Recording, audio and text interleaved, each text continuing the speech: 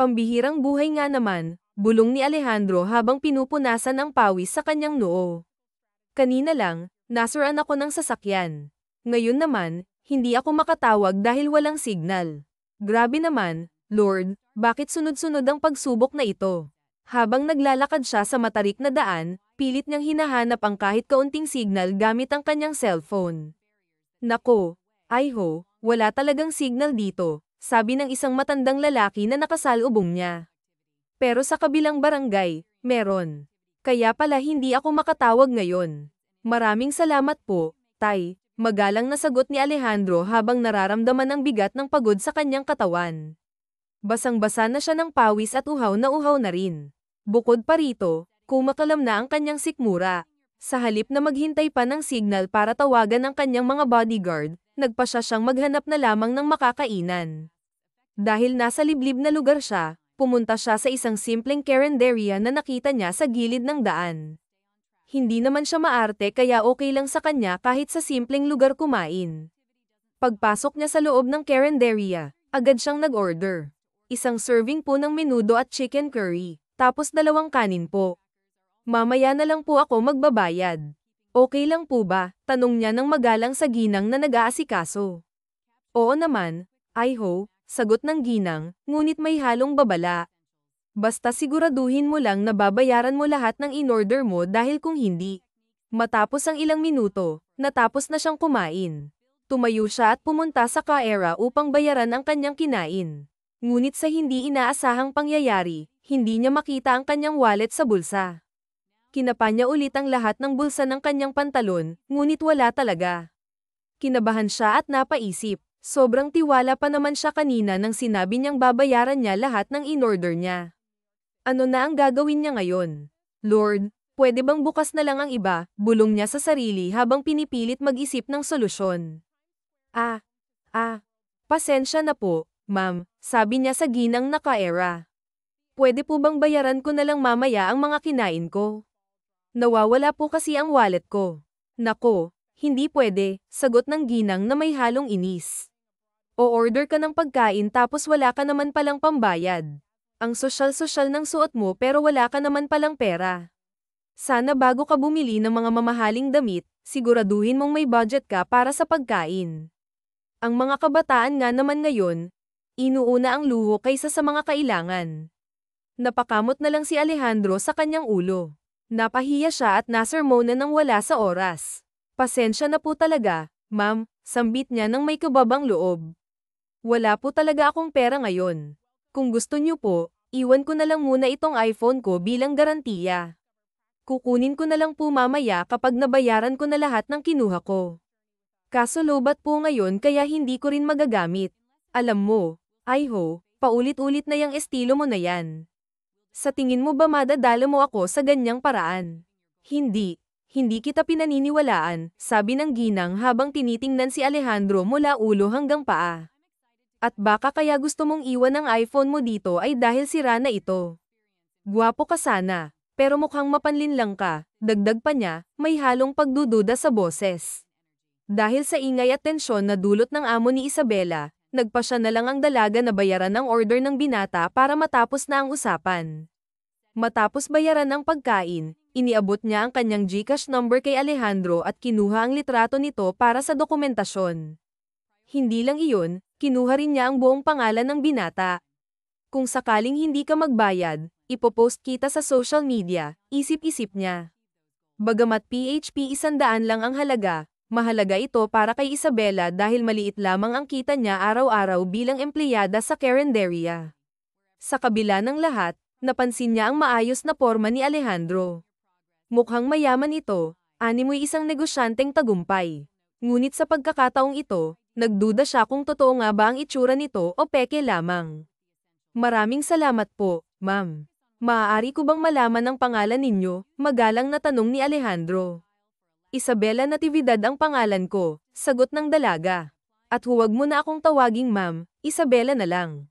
Isa pa, huwag mong ilagay ang wallet mo sa likod ng pantalon mo. Uso ang mga snatcher ngayon, lalo na't malapit na ang bagong taon. Doble kayod sila sa ngayon para makapambiktima. Noted, Isabela. Salamat sa paalala, Sagot ni Alejandro na may kasamang ngiti. Sige, kailangan ko nang umalis. Ipapadala ko na lang ang bayad sa GCash mamayang gabi. Maraming salamat ulit sa pagligtas mo sa akin kanina. Beautiful, dagdag pa niya, na may kasamang biro. Nabigla si Isabela sa narinig. Tinawag ba siyang beautiful? O baka naman nagkamali lang siya ng dinig.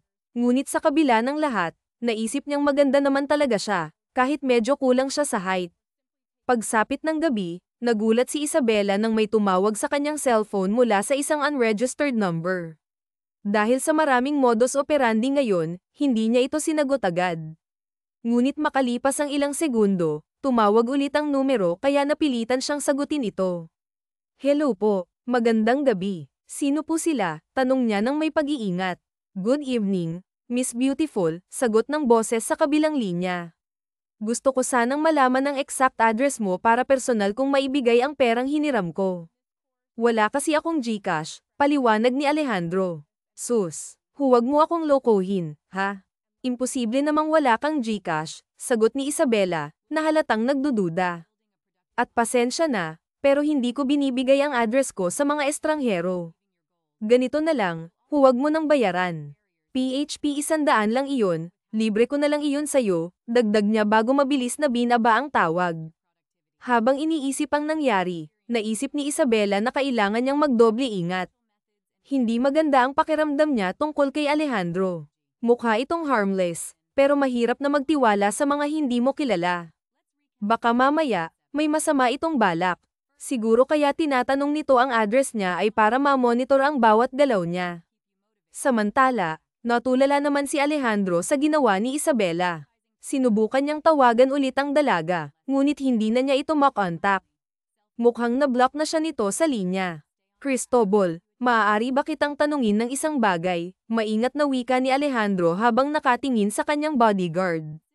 Ano ang ibig sabihin kapag binablock ka ng isang tao?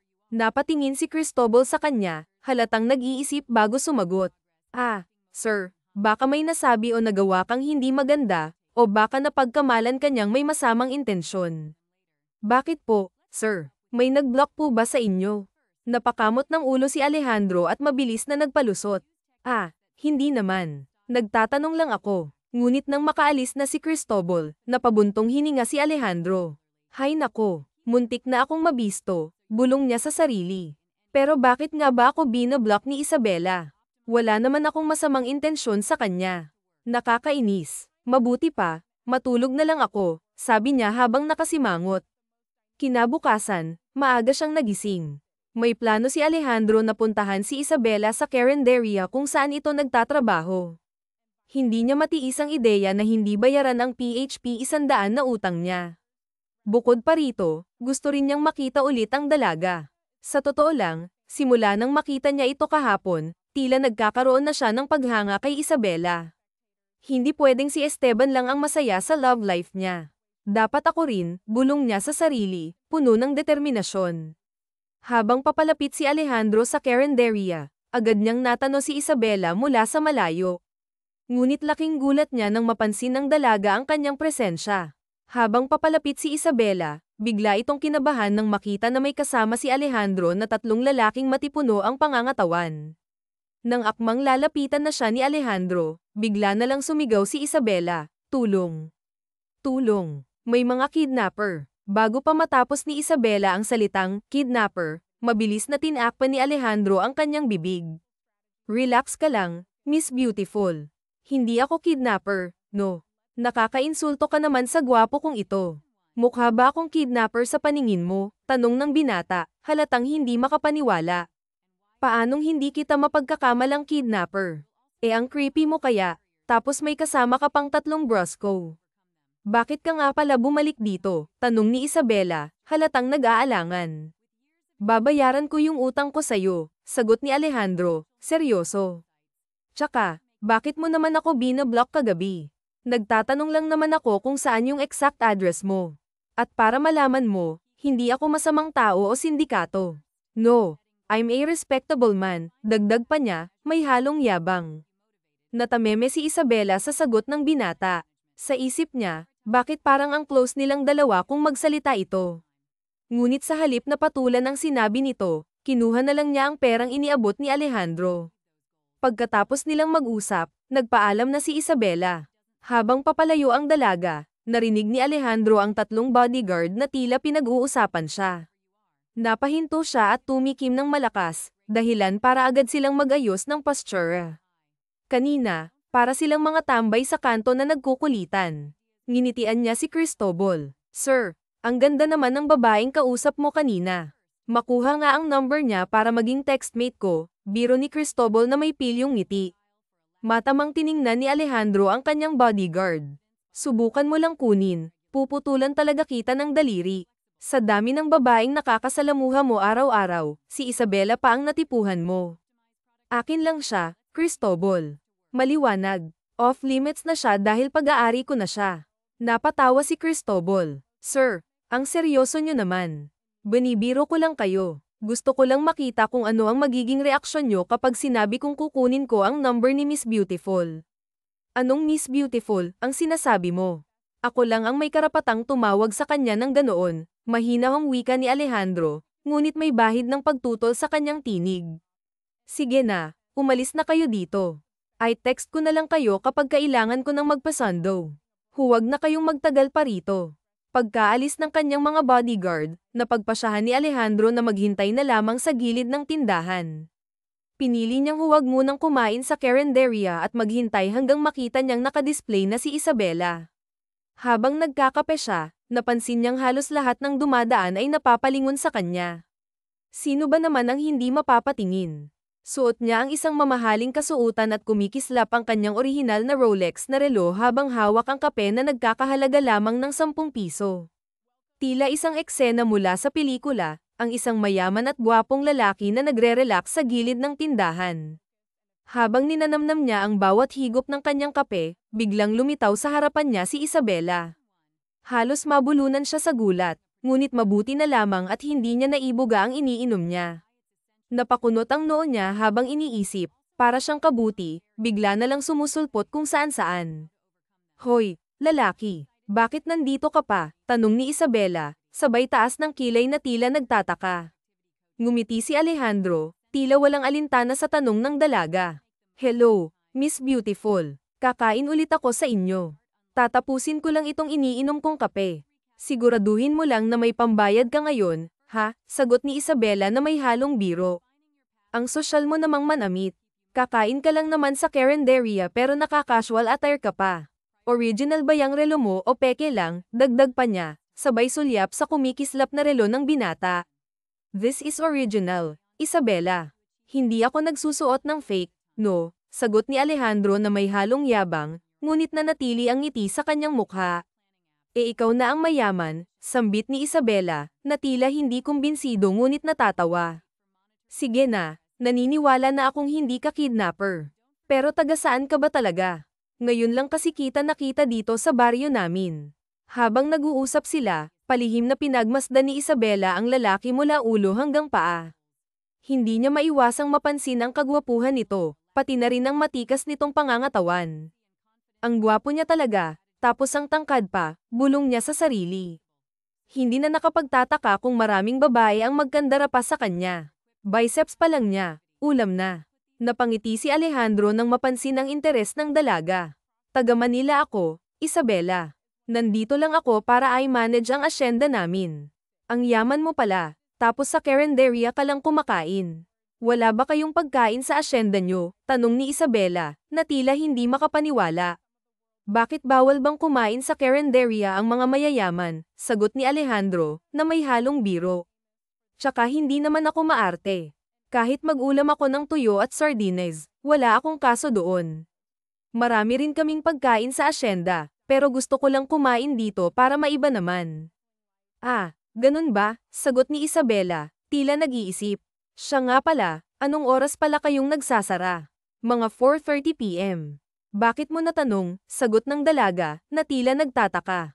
Wala lang, natanong ko lang. Bawal bang magtanong? Sagot ni Alejandro na may halong biro. Sige, balik na nga lang ako sa loob. Kung kakain ka dito, hali ka na. Dali-daling tumayo si Alejandro at sumunod kay Isabela papasok sa carinderia. Pagdating pa lamang ni Alejandro sa labas ng karinderya ay agad niyang napansin ang nakasimangot na mukha ni Aling Josefina. Nagbigay siya ng magiliw ng ngiti sa ginang, ngunit sinuklian lamang siya nito ng isang malamig na taas ng kilay. Alam naman ni Alejandro ang dahilan ng ganitong pakikitungo ng ginang sa kanya, at naiintindihan niya na kung hindi dahil sa kabutihan ni Isabela, baka mas malala pa ang trato nito sa kanya. Matapos mag-order ng pagkain, maaga niyang binayaran ito upang hindi na magtagal. Habang naghihintay, narinig niyang may kausap si Isabela, isang lalaki. Bahagya siyang tumikim upang magpahiwatig ng kanyang presensya, ngunit tila bingi ang dalaga at hindi man lang siya nilinggan. Dahil dito, hindi maiwasan ni Alejandro na magtampo. Umuwi siyang nakabusangot ang mukha pabalik sa kanilang hasyenda. Pagdating niya sa kanilang mansyon, narinig niyang tinawag ni Marv ang isa pang kasambahay. Hoy, Jen Allen, saan ka pupunta? Halika nga dito at baka maistorbo mo pa si Sir John. Mainit ang ulo niyan ngayon. Nag-aalalang sagot ni Jen Allen, hala, paano yan? May naghahanap sa kanya sa labas, yung magandang serbidora ni Aling Josefina. Agad na tumayo si Alejandro nang marinig ang sinabi ni Jen Allen. Lumabas siya ng mansyon at biglang lumiwanag ang kanyang mukha nang makita si Isabela na nakatayo sa tapat ng guardhouse. Manong, papasukin niyo po siya. Kilala ko po siya, magalang na utos ni Alejandro sa gwardya. Nang makapasok si Isabela, agad niyang sinabi, ikaw ha, ang layo-layo ng nilakad ko para lang maibigay itong sukli mo. Ano bang nakain mo at bigla ka nalang umalis kanina? Hindi mo man lang kinuha ang sukli mo, ito oh. Iniabot ng dalaga ang pera kay Alejandro.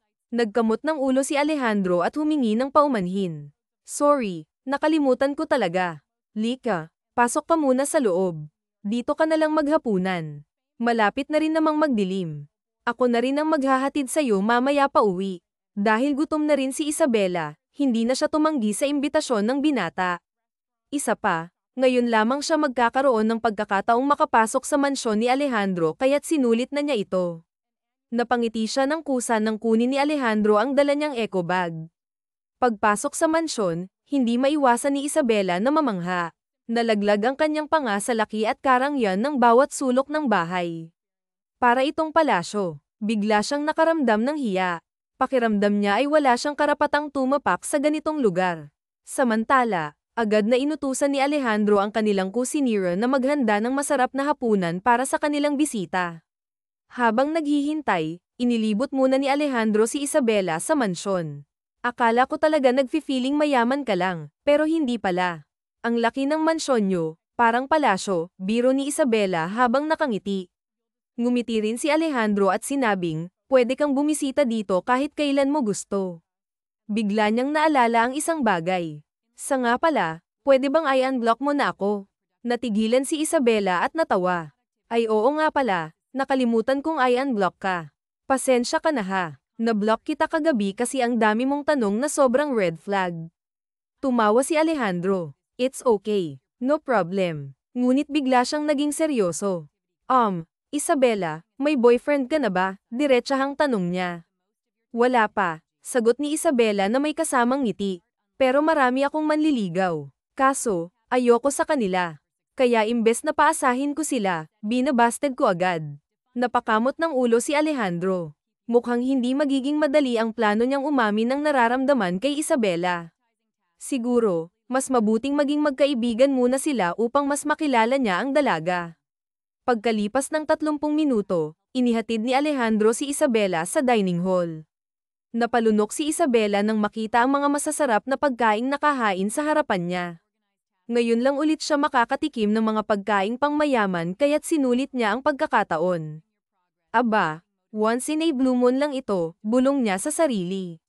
Hinayaan na niyang mawala ang kanyang poise at nilantakan ang pagkain. Wala siyang pakialam kung matawag man siyang patay gutom ni Alejandro. Basta't pagkain ang usapan, nawawala ang kanyang hiya.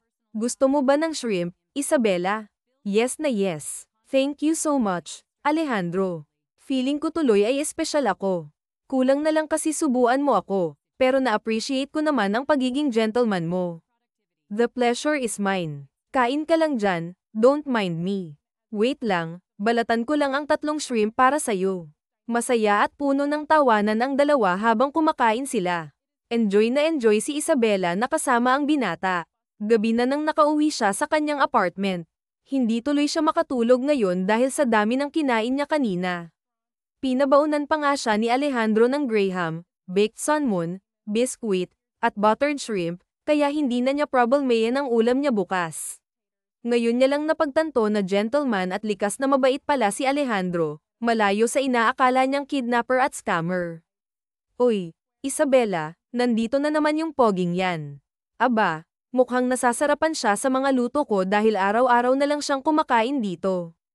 Kulang na lang dito na tumira, sambit ni Aling Josefina sa dalaga. Narinig naman ni Alejandro ang sinabi ng ginang kaya naman napangiti na lang siya. Ang totoo niyan ay si Isabela talaga ang sadya niya dito. Gusto niya kasing makita ito araw-araw at makasama kahit saglit lang dahil araw-araw siyang nandito sa Carinderia. Naging close na silang dalawa ni Isabela, palagi rin niyang hinahatid sundo ito. Nako, ayaw mo ba Aling Josefina? Kung ako ang tatanungin, mas gusto ko siyang nandito araw-araw para naman mabilis maubos ang mga ulam natin. Alam mo ba na sikat siya sa mga kababaihan dito? Kaya kahit tapos na silang kumain sa mga bahay nila ay bigla silang napapabili ng ulam dito kapag nandito si Alejandro. Dahil swerte si Alejandro sa negosyo ko, ililibre kita ngayon pogi. Order ka lang kung anong gusto mong ulam, huwag mo nang bayaran. Yes, maraming salamat, Aling Josefina. More customers and sales to come po, maghiliw na sabi ng binata bago niya nilapitan si Isabela. Kumain ka na at nang makabalik ka na sa asyenda nyo. Ikaw talaga, ang dami mo nang ang ginagawa, tapos nakuha mo pang pumunta dito, sermon ng dalaga kay Alejandro. Habang tumatagal ay mas lalong nahuhulog si Alejandro kay Isabela. Hindi na niya kayang ilihim pa ang kanyang nararamdaman kaya naman naglakas loob siyang sabihin ito sa dalaga. Pagkatapos niyang mag-confess ay tinanong niya ito kung pwede bang manligaw. Nang pinayagan naman siyang manligaw ni Isabela ay parang nanalo siya ng loto. Wala siyang pakialam kung mahirap lamang si Isabela at hindi nakapagtapos ng pag-aaral, basta ang mahalaga, wala silang tinatapakang ibang tao at niloloko. Gagawin niya ang lahat para mapasaya niya ang dalaga at hinding-hindi niya ito sasaktan. Alejandro, simula nang dumating ka sa buhay ko, palagi na akong nakangiti at tumatawa. Simula kasi nang mawala ang mga magulang ko, nakalimutan ko na kung paano maging masaya at ngumiti ng hindi pilit. Sobrang lungkot ng buhay ko, pero nang dumating ka, biglang nagkaroon ng kulay ang mundo ko. Thank you for coming into my life, Alejandro. You made me so happy, you made me strong, you bring out the best in me. Masuyong hinalikan ni Alejandro ang noo ng dalaga at maingat niyang pinunasan ang basang mukha nito. Simula ngayon, kung anong problema mo ay problema ko na rin. Kung kailangan mo ng tulong, sabihin mo lang sa akin. I really admire you for being a strong, independent woman. Mahal na mahal kita, Isabela. Ang swerte ko talaga sa'yo, Alejandro. Ikaw ang magandang blessing na natanggap ko sa buhay ko. Tutal nakilala na kita ng lubusan at ilang buwan ka na ring nanliligaw sa akin, kaya simula ngayon, boyfriend na kita. Sinasagot na kita, Alejandro. Sana lang talaga hindi mo ako iwan sa huli. Pero kung ayaw mo sa akin, sabihin mo lang dahil handa akong palayain ka. Hinding-hindi kita iiwan, mahal ko. Sigurado na ako sa'yo. Ikaw lang ang gusto kong pakasalan at maging ina ng mga anak ko. Yes, thank you, Lord. May girlfriend na ako. Girlfriend ko na si Isabela, masayang sigaw ng binata. Akala niya talaga ay tatanda siyang binata dahil puro trabaho na lang ang inaatupag niya palagi. Ngayon naiintindihan niya na kung bakit inspired palagi ang kanyang kuya simula nang nagkaroon ito ng love life. Tuwing linggo naman ay nagde-date silang dalawa ni Isabela pagkatapos nilang magsimba. Mabait, maalaga, at sweet na girlfriend si Isabela kaya araw-araw siyang good mood. Pero minsan hindi niya maiwasang magselos sa mga lalaking lumalapit sa kanyang nobya.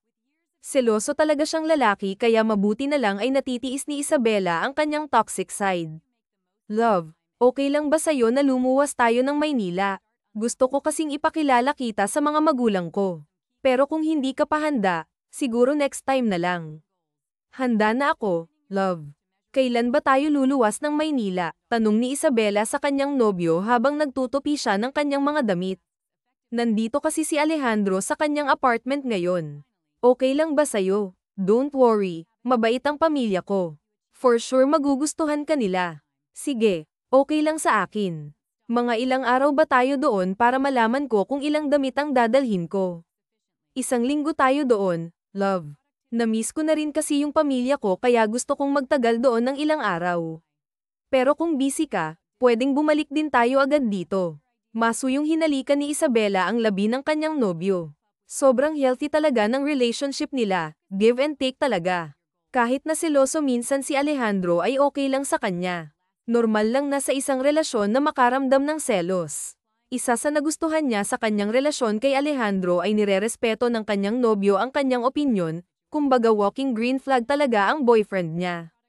Hindi naman ako busy. Saka maiintindihan naman ni Aling Josefina kapag nagpaalam ako sa kanya na hindi muna ako magtatrabaho ng 1 linggo sa karinderya niya. I love you, Alejandro.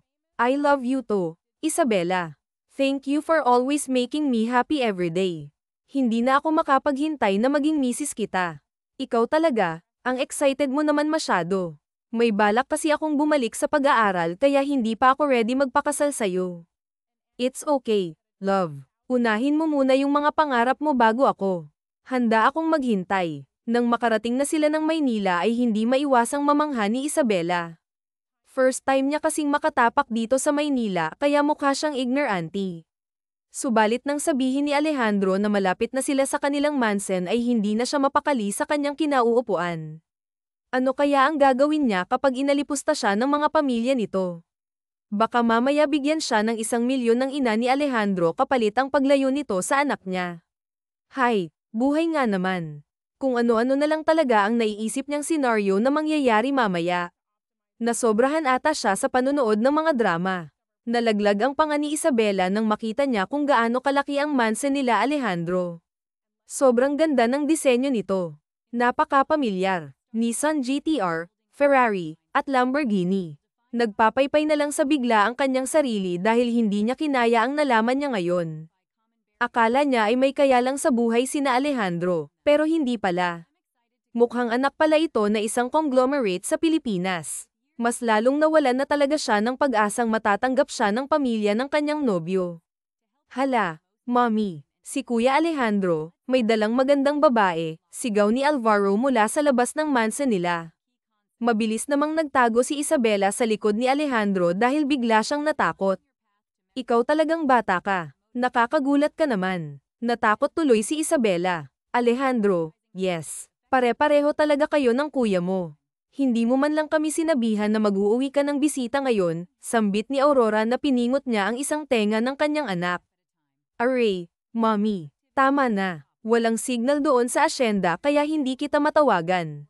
Mommy naman hindi na ako bata, pero hanggang ngayon pinipingot mo pa rin ako. Nakakahiya naman sa girlfriend ko. Bigla namang natauhan si Aurora. Muntik na niyang nakalimutan na may bisita sila ngayon. Dali-dali niyang pinakawalan si Alejandro at nilapitan niya ang dalaga. Matamis niyang hinitian ang girlfriend ng kanyang anak bago niya ito binati. Unang tingin niya pa lang sa dalaga ay alam na niyang mabait ito at may mabuting kalooban. Ang gan ng aura niya at base sa suot niya ngayon ay masasabi niyang conservative itong babae, bagay na nagustuhan niya sa dalaga. Mommy, you're staring too much at my girlfriend, baka akalain niya hinuhusgahan mo na siya sa isipan mo. Love, si mommy nga pala, yung bata kanina ay si Alvaro, bunsong kapatid namin. Magandang umaga po, ma'am. Pasensya na po kung pumunta ako dito na walang paabi. May dala nga po pala akong prutas. Pasensya na po kung yan lang po yung nakayanan kong dalhin, nahihiyang sambit ni Isabela sa ina ng kanyang nobyo. No, please don't say that. Sobrang saya ko nga't nakita ko na ang girlfriend ng anak ko. Thank you rin sa gift mo sa amin ha. I really appreciate it. Can I hug you, Iya? Malambing na tanong ni Aurora sa dalaga. Tumango naman si Isabela at niyakap niya rin ang ina ni Alejandro. Mukhang masyado niya atang generalize ang pamilya ng kanyang nobyo, mabait naman pala sila. Tara na sa loob, Iya. Kanina pa kasi silip ng silip ang asawa at mga anak ko sa bintana. Don't worry, mabait naman sila, kaso may mga saltik lang sa utak. Muntik nang madapa si Isabela nang makita niya ang mga katulong na sunod-sunod na nakahilera sa daan. Habang naglalakad sila sa gitna ay sabay-sabay silang yumuko. Halos nasa lagpas 20 ang katulong nila Alejandro sa mansion na ito. Ang dami. Sa bagay, sa lawak ng mansion na ito ay kailangan talaga nila ng maraming katulong. Nang makarating sila sa living room ay agad siyang sinalubong ng dalawang babae. Hi, I'm Araceli, kapatid ako ni Kuya Alejandro. Nice to meet you. Iba talaga ang mga kuya ko, umalis lang dito sa Manila, pagbalik may kasama ng babae. Mommy, Daddy, sign na ba to na para ipadala nyo rin ako sa probinsya? Malay natin, baka nandoon ang lalaking para talaga sa akin ha. Nako, Araceli, tsaka ka na lamandi kapag hindi ka nagastadora, sambit naman ni Esteban sa kanyang kapatid. Hi, ako nga pala si Mariana, asawa ni Esteban. Nice meeting you. Hello po sa inyo. Ako nga pala si Isabela, girlfriend po ako ni Alejandro. Maraming salamat po sa warm welcome nyo sa akin. Hello, anak, welcome to the family. Bagay na bagay kayo ng anak ko. Pero sigurado ka na ba talaga kay Alejandro? Hanggat hindi ka pa niya tinatali, pag-isipan mong mabuti ang desisyon mo sa buhay. Natawa naman sa gilid si Esteban dahil ganyan din kasi ang sinabi ng kanyang ama kay Mariana noon. Habang si Alejandro naman ay hindi may itsura ang kanyang mukha. Itong ama niya talaga, minsan hindi niya maintindihan. Si Alejandro na lang po ang meron ako sa mundong ta. Hindi ko po alam ang gagawin ko kapag nawala siya sa buhay ko. Mahal na mahal ko po ang anak niyo, sir. He is my life now. My other half. Ang swerte mo naman anak. Ang gagaling talaga pumili ng mga anak ko. Kaya kayo, ingatan niyo ang mga partner niyo at huwag niyong saktan. Don't break their trust and always make them happy. Maliwanag ba, Esteban? Alejandro, seryosong tanong ni Marco sa dalawa. Opo, Daddy, sabay namang sagot ng dalawa. Siya nga pala, Iya. Tito or Daddy na lang ang itawag mo sa akin, nakangiting sambit ni Marco. Akala ng dalaga ay matapobre at masungit ang pamilya ni Alejandro. Subalit hindi pala kaya mabilis niyang nakapalagayan ng loob ang mga ito. Maalaga at sweet ang mga magulang ni Alejandro sa kanya. Sinabi pa nga ng ina ng kanyang nobyo na kung gusto niyang tumira dito sa kanilang mansyon ay welcome na welcome siya. Mas lalong natunaw ang puso ni Isabela nang ipagluto siya ng mga magulang ni Alejandro ng mga paborito niyang pagkain. Bigla tuloy niyang namiss ang mga magulang niya. May problema ka ba, Iya? Huwag kang magdadalawang isip na lapitan kami, ha? Simula ngayon, kami na ni Marco ang guardian mo, kung okay lang sa'yo, wika ni Aurora habang nilalagyan niya ng pagkain ang plato ni Isabela. Okay lang naman sa akin, Mommy. Sobrang thankful talaga ako't nakilala ko kayo. Thank you, love, for bringing me here. You're always welcome, my love. Gusto mo ba ng cake? Ginawa ito ni Araceli at Aston para sa'yo. Yes, love. Gusto ko ng cake. Ang mukhang masarap ah. Maraming salamat sa inyong dalawa. Hayaan nyo sa susunod, ipagluluto ko rin kayo ng paborito nyong ulam at gagawa rin ako ng dessert. Sa araw na iyon, masaya silang nagsalo-salo at nagbonding. Ang sakit nga ng tiyan niya kakatawa dahil sobrang funny ng mga lalaki. Ramdam niya talaga na belong siya sa pamilyang ito. Kahit nang malaman nilang hindi siya nakapagtapos ng pag-aaral ay hindi nagbago ang tingin at pakikitungo nila sa kanya.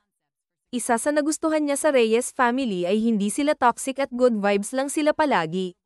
Nakakahawa ang pagiging positive nila. Parang nasa kanila na ang lahat kaya hindi na siya magtataka kung nirerespeto sila ng karamihan at kinaiinggitan. Thank you so much, love.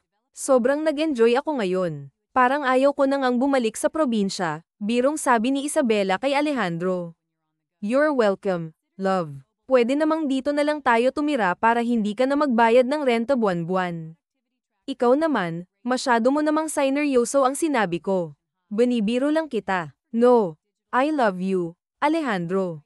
Akin ka lang ha. Huwag ka nang lilinggan pa sa iba. Hindi ka na makakahanap ng mas better pa sa akin. Kapag niloko mo ako, mark my words. I love you so much, Isabela. Don't worry, loyal at faithful ako sa'yo. Paano ako lilinggan sa iba kung patay na patay ako sa'yo? Tsaka hindi ako matatahimik kapag may niloko akong babae. Hindi kaya ng konsensya ko iyon. Kahit pa nagkakalabuan na tayo, hindi ako magpapadala sa tukso. Ikaw at ikaw pa rin ang uuwian ko. Palagi mong tatandaan na ikaw lang ang laman nitong puso ko. Saksi ang pangarap kong bumuo ng masayang pamilya at hindi toxic na household kaya asahan mong magiging mabuting partner ako sa iyo at ama sa magiging anak natin. Kasi kung magkasintahan pa lang tayo tapos sobrang babero ko na, sa tingin mo maa-achieve ko yung pinapangarap kong pamilya? Hindi kaya. Always kong sinasabi sa sarili ko na mas okay na ako na yung lokohin kesa ako yung mangloko kasi nakakatakot ang karma. Kaya nga sa lahat ng ginagawa ko, I choose to be honest and right. Hinayla ni Alejandro ang kanyang nobya at pinaupo niya ito sa kanyang kandanggan at niyakap ng mahigpit. Si Isabela na talaga ang the one niya. Kahit paghiwalayin sila ng tadhana, gagawa siya ng paraan para mapasa kanya ulit ang dalaga. To have a wife material girlfriend is a blessing kasi sa panahon ngayon, iilan na lang ang babaeng full package. Sa sumunod na araw, pinasyal niya si Isabela sa mall, naglaro sila sa arcade at nag-shopping din silang dalawa. Tuwing may binibili siyang mamahaling gamit para sa dalaga, palagi siyang pinapagalitan nito at sinasabing, huwag na yan at mahal yan. Subalit dahil mapilit siya, walang nagawa ang kanyang nobya. Gusto lang naman niyang i-spoil ngayon si Isabela. Wala namang masama kung gumastos siya ng malaki para sa kanyang sinisinta. Tingnan mo ang dami na nating dala. Kulang na lang bilhin mo lahat ng nakadisplay dito. Nakakahiya naman sa mga magulang mo at kapatid mo kapag nakita nilang ang dami nating bitbit tapos sa akin pa lahat. Sobra na, nag-aalala ng sambit ng dalaga. I just want to spoil you, love. Why are you worried? Hindi ka naman nila huhusgahan eh. My family will not think ill of you because we spent too much. In fact, magiging masaya pa nga sila dahil I-spoil kita. Pagod ka na ba, love? Gusto mo na bang umuwi? Yes, love. Uwi na tayo. Ang sakit na rin kasi ng paa ko eh. Buhatin na lang kita, love. Akin na nga yung mga bitbit mong paper bag dahil sina Cristobal na ang magdadala niyan. Nang makarating sila sa mansion ay minasahe niya agad ang mga paa ni Isabela. Habang minamasahe niya ang kanyang nobya ay biglang lumitaw sa kanilang harapan ng kanyang ina.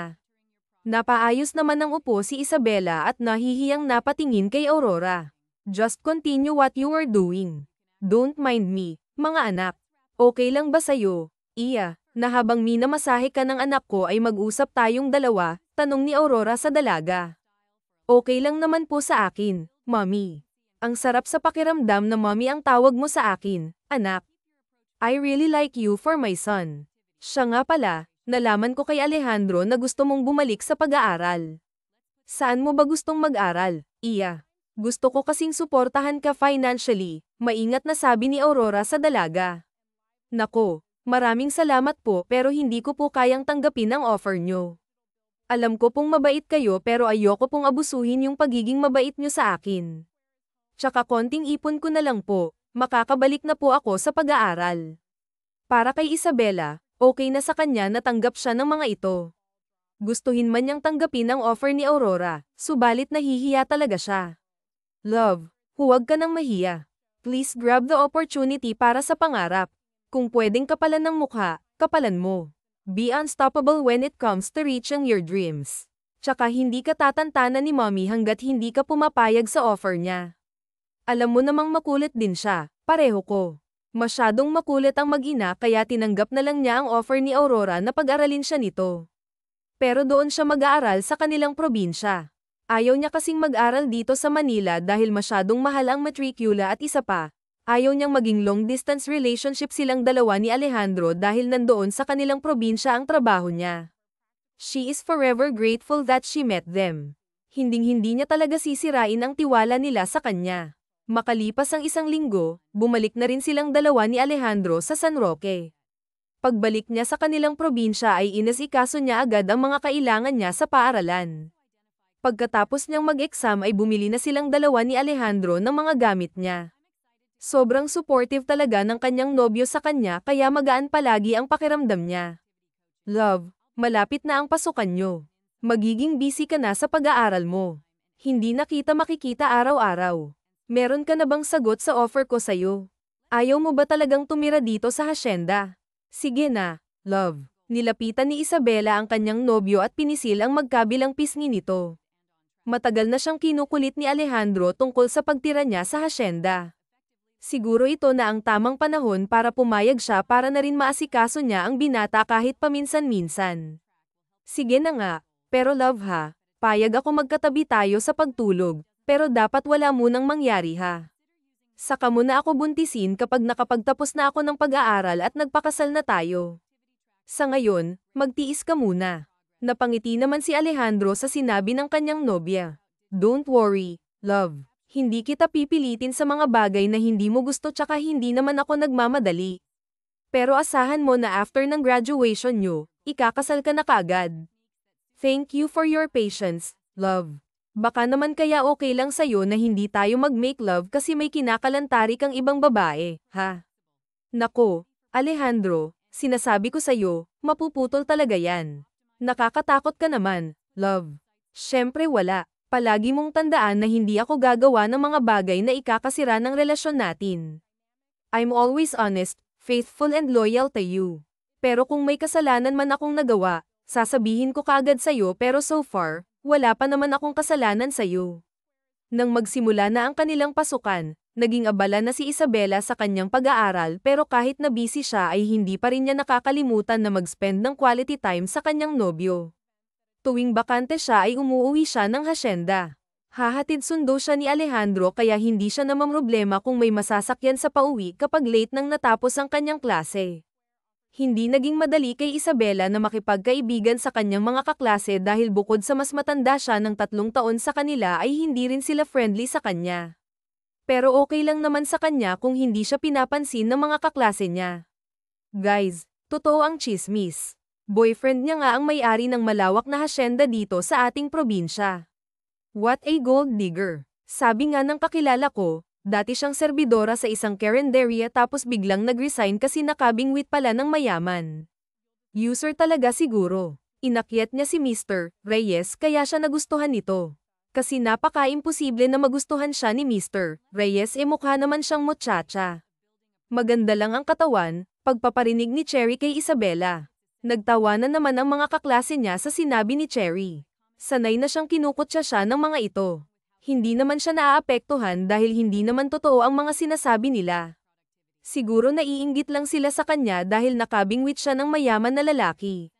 Halata naman. Hoy Cherry, grabe ka naman makapagsalita. Kung naiinggit ka kay Isabela, mas mabuting pumikit ka na lang. Hindi yung parinig ka ng parinig, sambit ni Ana sa dalaga. Tumahimik ka nga, Ana. Bida-bida ka talaga kahit kailan. Makaalis na nga lang dito. Nako, sana hindi mo na lang pinatulan si Cherry. Pero maraming salamat, Ana.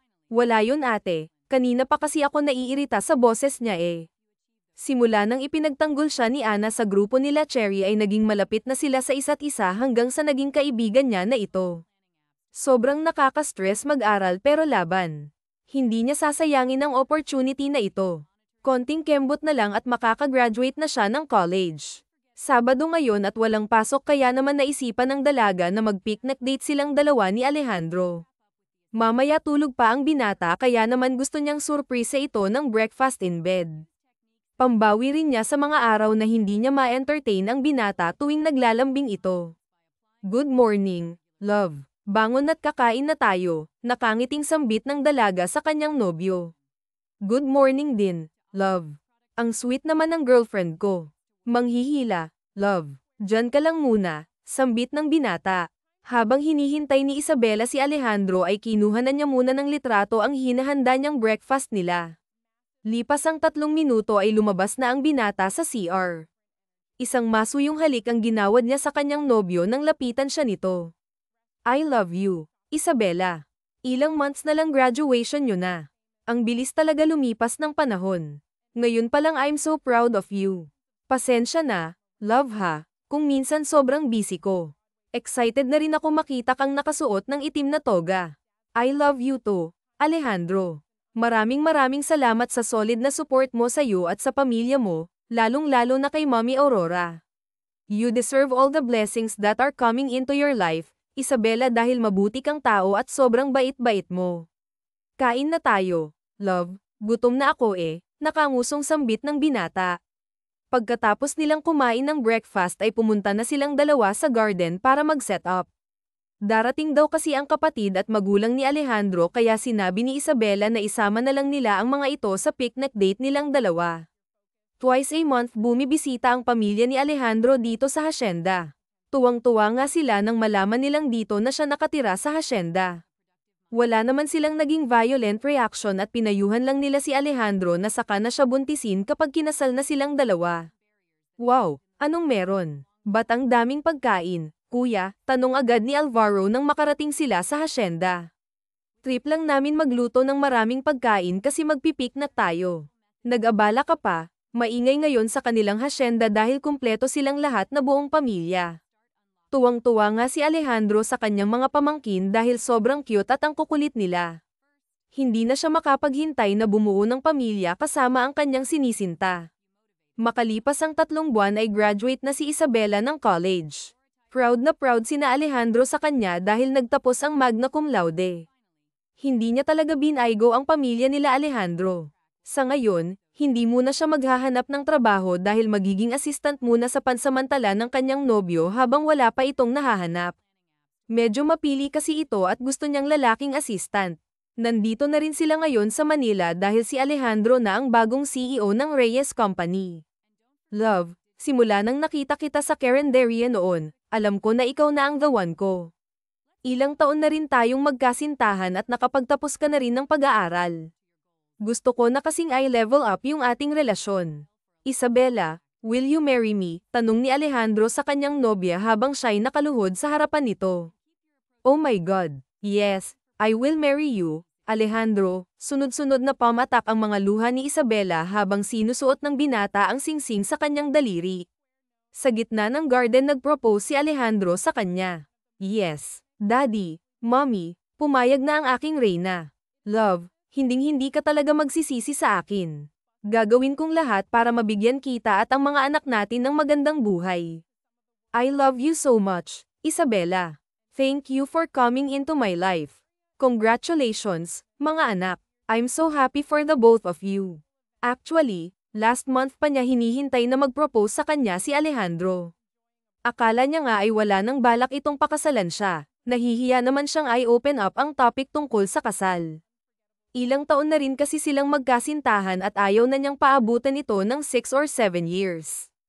Ayaw niyang magsayang ng oras at panahon sa lalaking wala naman palang balak pakasalan siya, pero mabuti na lang at tinaya na siyang magpakasal ng kanyang nobyo.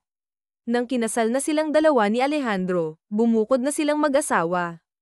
Kapitbahay lang nila Esteban, Mariana, at mga magulang ng kanyang asawa, kaya araw-araw silang nandito sa mansion nila. Love, may gift ako sa'yo.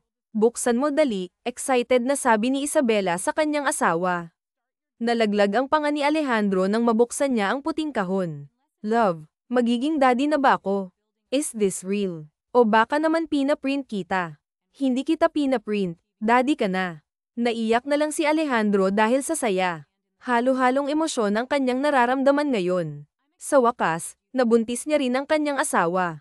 Thank you so much, wife. I love you. May gusto ka bang kainin? Sabihin mo lang sa akin at ipaghahanda kita ng gusto mong kainin. Hindi naman ako nagugutom, love, pero parang mas gwapo ka kapag nagpakulay ka ng buhok. Napakamot na lang ng batok si Alejandro. Ito na, magsisimula na ang karma niya sa buhay. Nasaksihan niya kasi noon si Esteban kung paano siya pahirapan ni Mariana. Sana lang talaga ay hindi weird ang cravings ng kanyang asawa. Kapag nagpakulay ako, love, ano namang color ang gusto mo? Maingat na tanong ni Alejandro sa kanyang asawa. Pink, love, maghanda ka na, tatawagan ko na yung kaibigan kong bakla.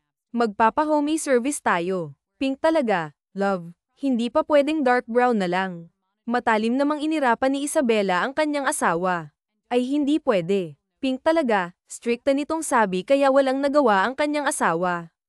Tuwang-tuwa naman si Isabela nang makita niya ang kinalabasan ng hair color ni Alejandro. Samantalang hindi naman may itsura ang mukha ng kanyang asawa. Simula nang malaman ni Alejandro na buntis siya ay todo bantay na ito sa bawat galaw niya. Kahit hindi pa malaki ang tiyan niya ay pinatigil na siya ng kanyang asawa sa paggawa ng gawaing bahay. May pagpunta nga sa CR para umihi ay nakasunod sa kanya si Alejandro, naiinis na nga rin siya kung minsan. Masaya at maayos ang kanilang pagsasama. Subalit biglang nagbago ang takbo ng buhay ni Isabela nang nalaman niyang naaksidente si Alejandro sa probinsyang pinuntahan niya at nahulog sa bangin ang sasakyan nito. Iya, tahan na. Magiging maayos din ang lahat. Malalagpasan din ito ni Alejandro. Hindi niya tayo iiwan. Mas mabuting umuwi ka na muna anak, babalitaan ka na lang namin pagkatapos ng operation niya.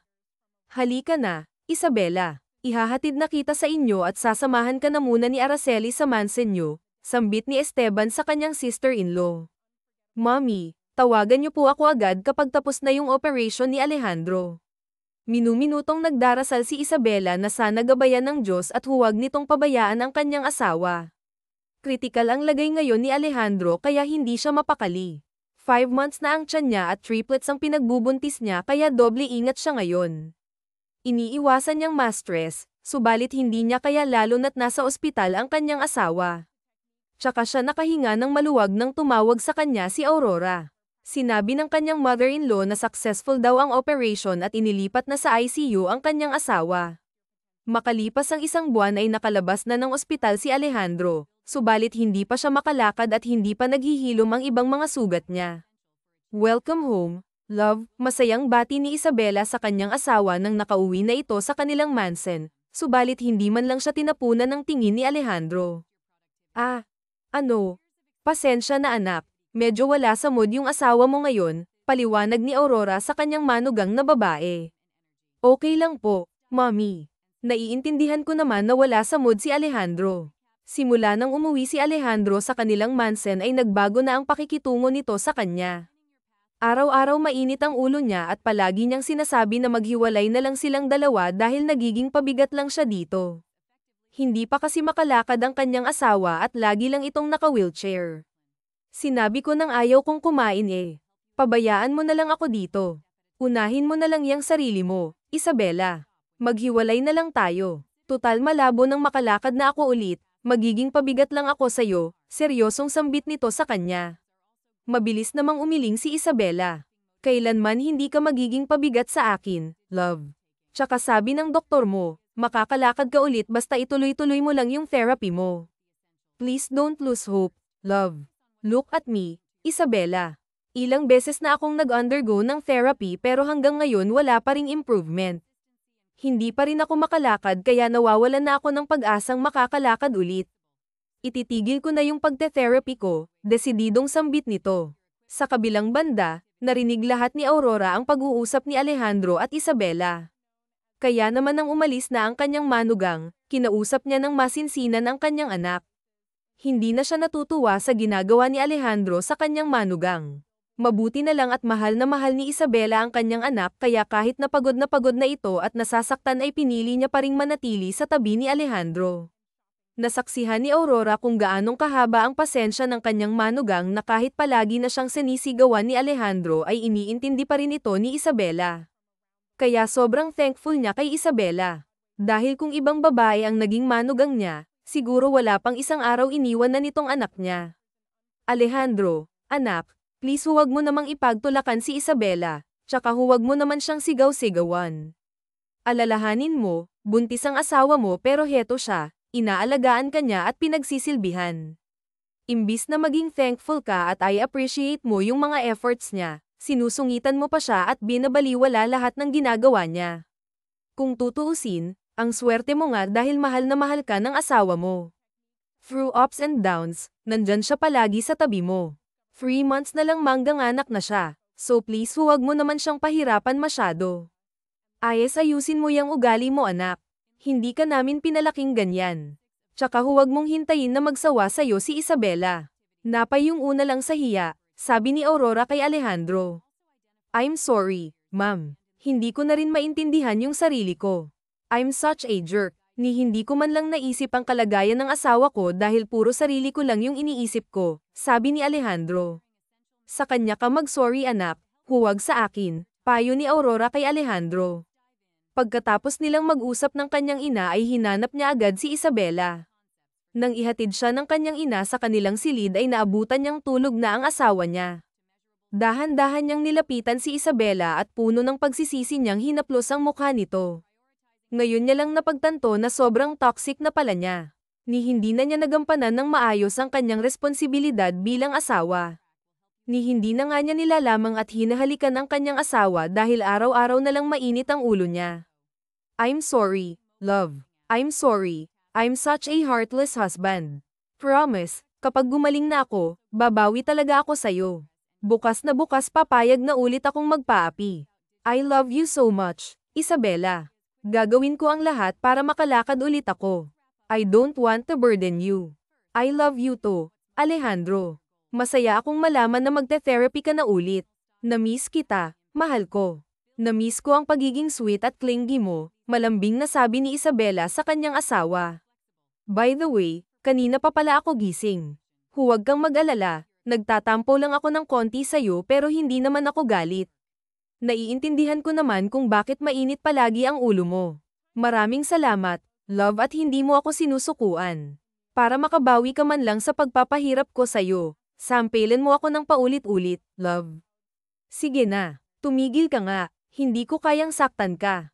Ano't nagpursigi talaga si Alejandro na makalakad na ulit, kaya naman pagkatapos ng ilang session niya sa therapy, unti-unti na siyang nakakalakad.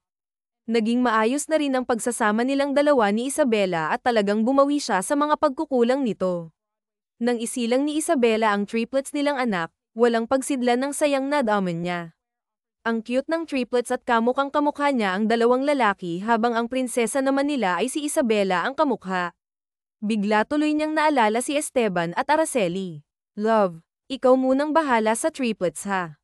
Matutulog lang muna ako saglit. Kapag nagugutom sila, gisingin mo lang ako. Rest well and love, I love you asawa ko, ang ganda-ganda mo kahit ang gulo ng buhok mo. Hay nako, matutulog na nga yung tao, nakuha pang mambola. I love you too, Alejandro. Bantayan mong maigi yung triplets, baka mamaya makatulugan mo na naman yung pagbabantay sa kanila, yari ka talaga sa akin.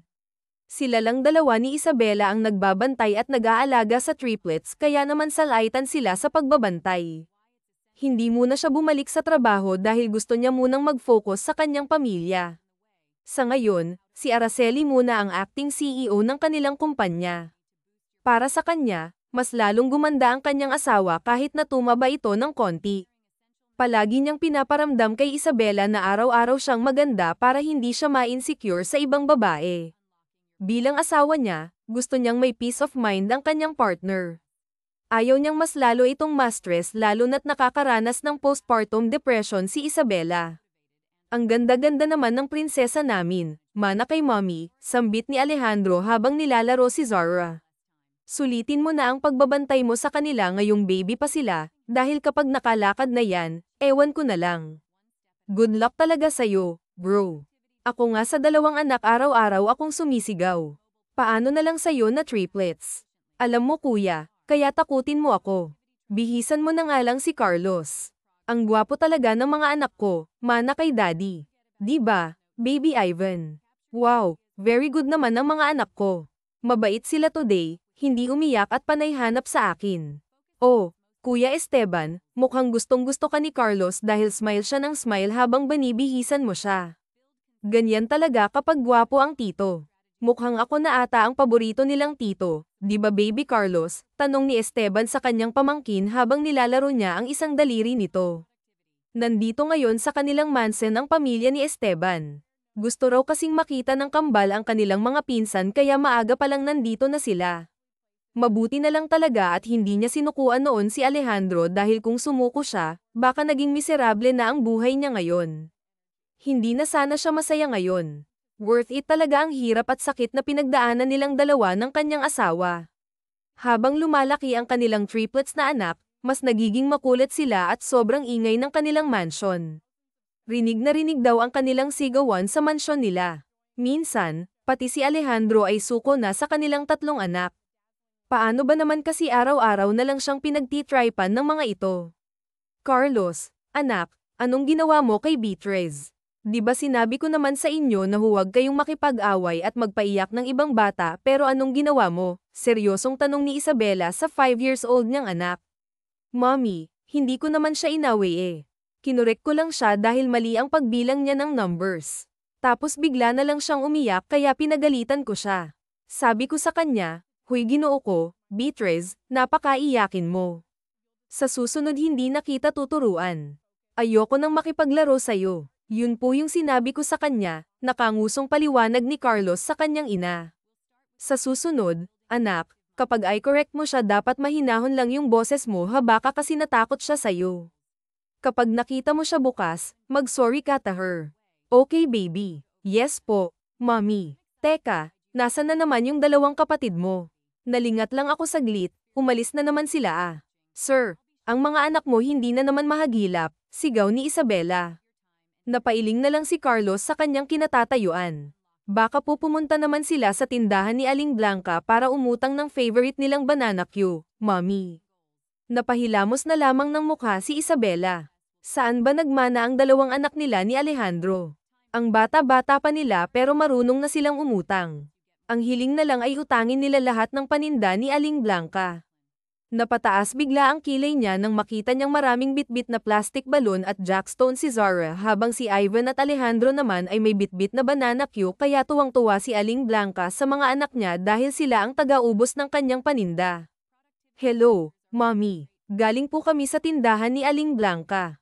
Binilhan ka po namin ng banana Q kaya huwag ka nang magalit at smile ka na dyan.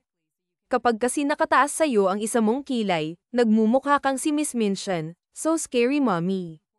Hindi ka na pretty mommy kung ganun kaya smile ka na dyan. Konti lang naman yung kinuha namin nakangusong sambit ni Zara sa kanyang ina. Define konti, Zara. Halos pakiwin mo na yung paninda ni Aling Blanca. Di ba sabi ko sa inyo na huwag kayong uutang. Ang bata-bata nyo pa ang galing nyo ng mangutang, sermon ni Isabela sa kanyang mga anak. Mommy, wala kasing sukli si Aling Blanca sa pera naming 1,000. Kaya sabi niya alista na lang niya ang mga kinuha namin tapos kapag umabot na ng 1,000 yung binili namin tsaka niya na lang kami sisingilin. Kaya favorite kong tindera si Aling Blanca hindi siya mahirap kausap, nakangiting sambit ni Zara sa kanyang ina. Nako, naisahan na naman kayo ni Aling Blanca. Sa dami ng bumibili sa tindahan niya, imposibleng wala siyang panukli sa pera niyo. Strategiya yon para umutang pa kayo ng umutang sa kanya. Sa susunod, huwag na kayong uutang ha. Last na. Ikaw naman, Alejandro, ba't mo pa binibigyan ng malaking pera ang mga bata?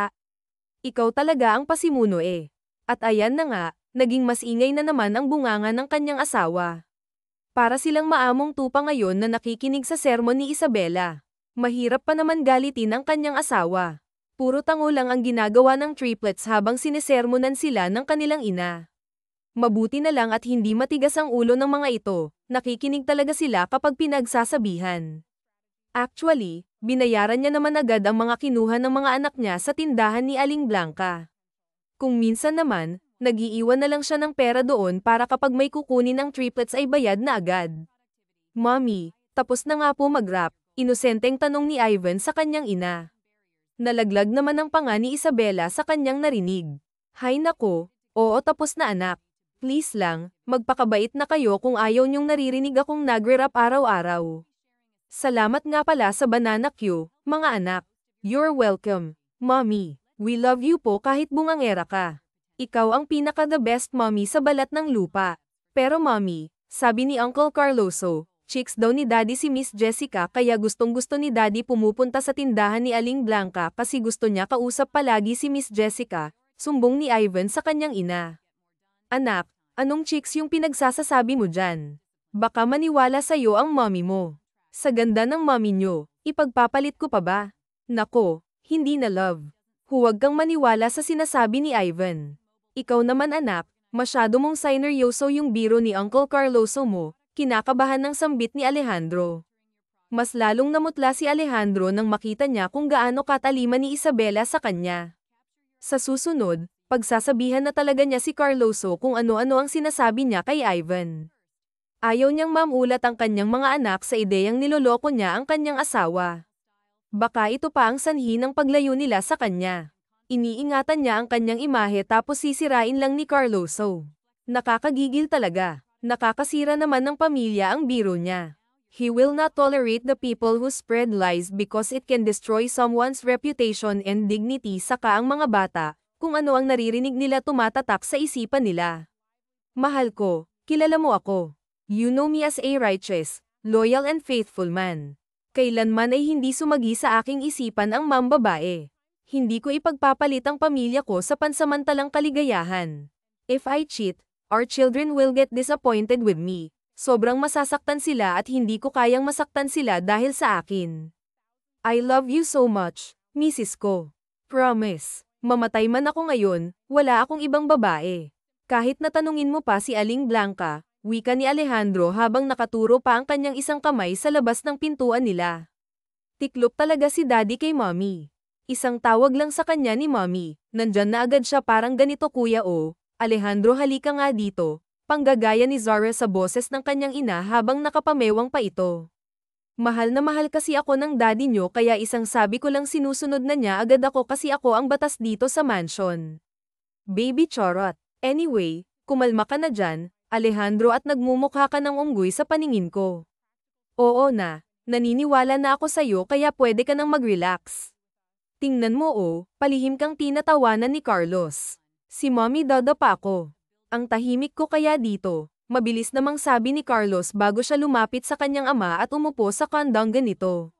Wala nang hihilingin pa si Alejandro dahil nasa kanila na ang lahat. Kontento na siya sa buhay nila ngayon. All thanks to the Lord for His graciousness and for giving him a second chance to live.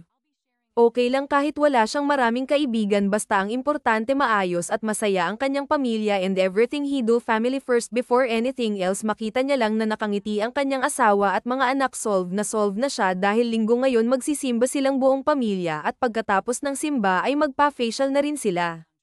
Kuya, kasi po narinig ko siya kanina pinagtatawanan niya si Aling Blanca.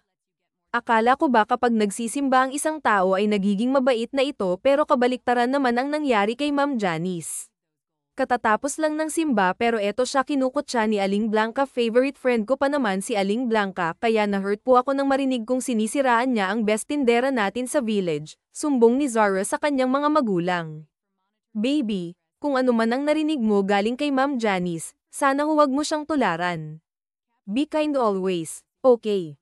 Tsaka may ganyan talagang klaseng tao na kahit gaano sila karelihiyosa, hindi pa rin nila maiwasang ang manayro ng ibang tao. Yung iba nga laging nagsisimba pero ang pangit pa rin ng ugali. Kaya kayong mga anak kahit anong mangyari, piliin nyong maging humble at mabait na kahit gaano pa kapangit ang ugali ng isang tao igalang nyo pa rin sila. Okay, sana yung mga sinasabi ni Father sa homily ina-apply nyo rin sa buhay at hindi nagbibingi-bingihan lang, pangangaral ni Isabela sa kanyang mga anak. Pagkatapos magsimba ay nagmall na rin sila. Mahal, dito rin tayong dalawa minsan total miss na raw nila mommy at daddy ang mga bata kaya next week iwan muna natin sila doon sa family house. Sure, love, no problem. Total ang tagal na rin nating huling nag-date dalawa. Don't worry, love, may surprise ako sa iyo mamayang gabi. Sana magugustuhan mo. I love you, Alejandro. Salamat sa lahat-lahat ng sakripisyo na ginawa mo para sa amin ng mga anak mo kaya naman deserve mong mabigyan ng reward, bulong ni Isabela sa kanyang asawa. Bigla namang na-excite si Alejandro, hindi na siya makapaghintay na sumapit ang gabi. Sabi mo yan, love ha. Maghahanda talaga ako mamaya. I love you ta, Mrs. ko. Lahat gagawin ko para lang mabigyan kayo ng ayos na buhay.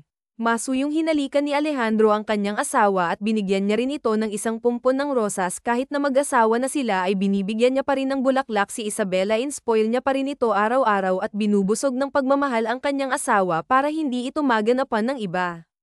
Sa araw na iyon, masayang nag-spend ng family date si Alejandro at Isabela kasama ang kanilang triplets na anak.